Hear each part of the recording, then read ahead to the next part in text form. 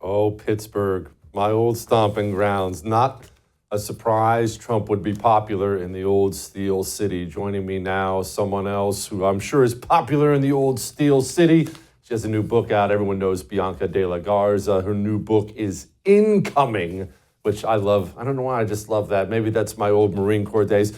Bianca, Donald Trump being popular in Pittsburgh, in these Rust Belt places where blue-collar people are, is not very surprising at all. What I do enjoy after the McDonald's stunt yesterday is watching how much that grinds the people who live, work, and worship in Washington, D.C. and New York.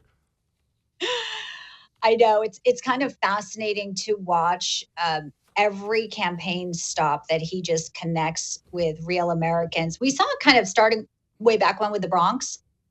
And then, he'll culminate, he's going to Madison Square Garden.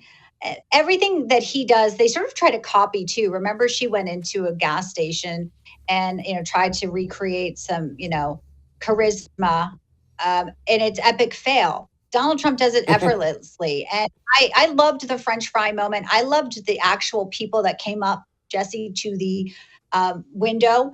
You know what? That was joy. That was real joy. And he said people are happy because I'm giving them hope. And he said that today too. Someone in North Carolina, and it was heartbreaking and also inspiring in some way. They said, we just said if Donald Trump can just show up, he can just show up. And there he was.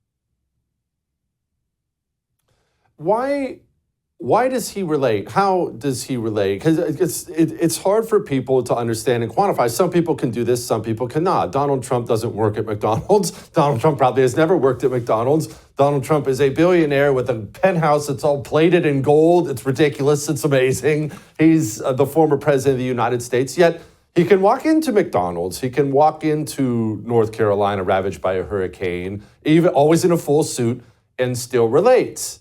One of the great retail politicians I've ever seen. Sadly, maybe the other one was probably Bill Clinton. But how does Donald Trump do that? Yeah, and Bill Clinton was not recognized last week when he was at a McDonald's. Someone mistook him for Joe Biden, which I thought was really hysterical as well. She goes, you Bill? Are you Joe? He's like, no, I'm Bill.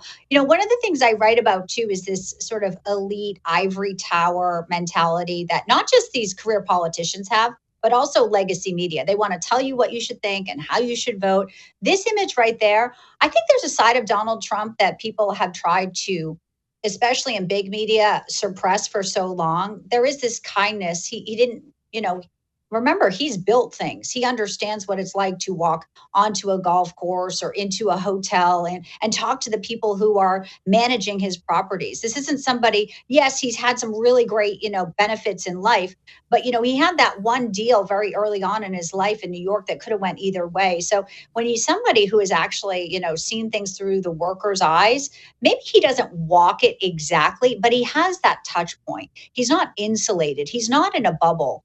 And I think he has a heart that for so long, people have just been told that he's this self-obsessed narcissist. Now, he's a showman, but I just remember, Jesse, how popular Donald Trump was before he got into politics and how self-deprecating he was every time he was on SNL or all the pitches he did for all of his, whether it be Pizza Hut or mattress or his ties. He was able to make fun of himself too, because I don't think he takes himself very seriously. And there is a sense of showmanship here, but at the end of the day, he knows what it takes to lead and to build, and he's surrounding himself right now with people who are not traditionally career politicians, but they also know how to lead and they have vision. And that is something that is so depleted in our current politics.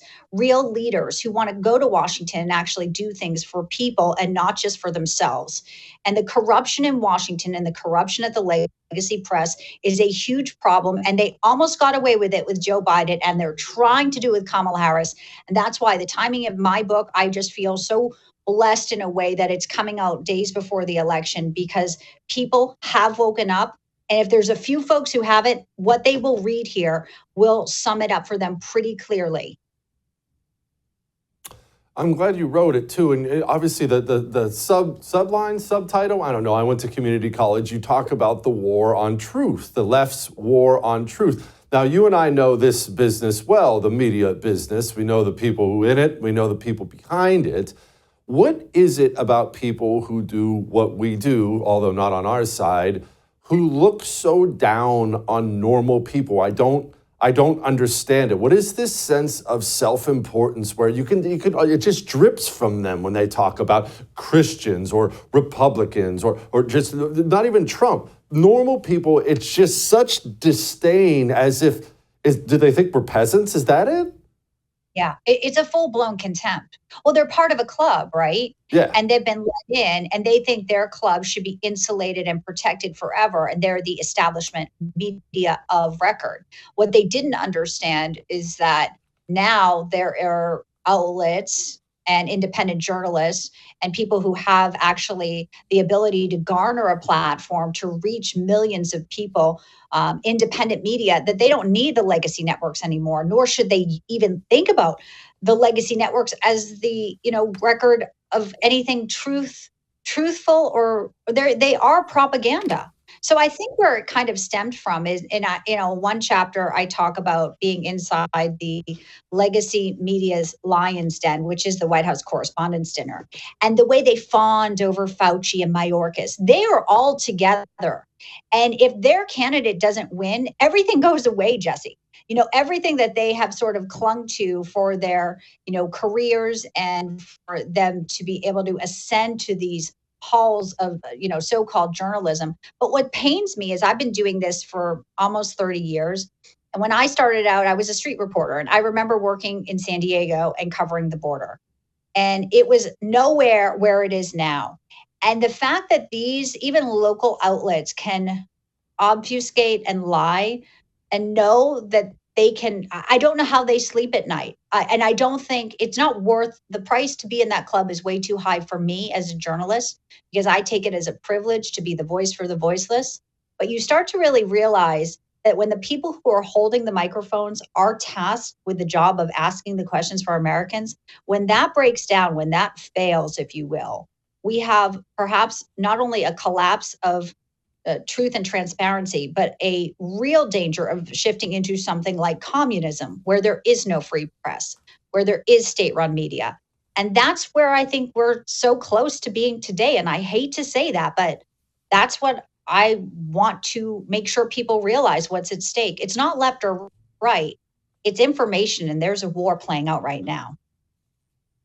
There is. Can you explain why a journalist, even an accomplished journalist, would want a state-run media? Because you're 100% right on this. And again, you write about this in her book, Bianca de la Garza book is incoming. Why would you want a state-run media if you're a journalist? That doesn't make sense. I think at some point it's feeding the will of your bosses, right? So if you're told to, do a show with a certain narrative, and thank God I work at Newsmax, where we are not involved in any of this, and we are so free to speak our mind. We can even talk about God. We can talk about all these subjects that, they would never be allowed to speak about on other networks.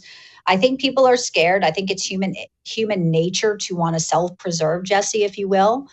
And I think they've lost sort of sight of who they're working for. I think we've had a lot of indoctrination at colleges by Marxist professors. So the younger generation of reporters who maybe weren't working in the business when I started back in the 90s, this is all they know. And all they know is Donald Trump is the enemy. And I think that's sort of, I've never seen it so clear where it's against sort of one person. It really is directed towards him.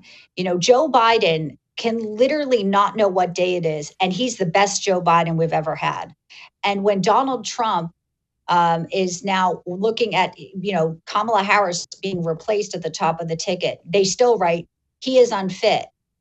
And it was about Donald Trump right after Joe Biden was replaced. It's sort of an illness. It's a real sickness, I think, that's pervaded the media, and they can't stop. They can't help themselves, even despite 2 assassination attempts. It's this sickness that I think can only be cured maybe with this election. Yeah. Fingers crossed for that. Bianca, you come join me anytime. I appreciate you. I would thank you for coming to my YouTube channel, but I know how brilliant it is, and I know you love it here. So subscribe and watch. We're going to start really ramping things up and putting some funny stuff, some interesting stuff out there, some collaborations. Either way, my YouTube channel is officially the place to be. So stick around.